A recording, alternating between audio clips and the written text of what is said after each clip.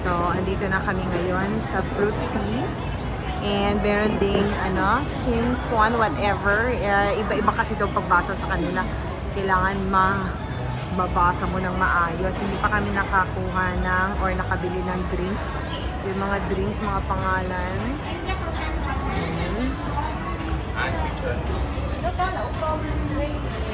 Tapos, here, ayan si G, magbabayad. So, ang mga in-order namin. What is this? What is this? This one? How do you read this one? One Thai. What's that? Special Thai noodle soup. Okay. That's the English. How do you read this one? G, paano yan sabihin in Vietnam? This one? Oh. I'm not Bon Thai Dap yet. I don't know. But just read the English one. Oh, okay. Sige. Hindi sila mahilig na sumagot, no? So, yan. Mga pagkain nila.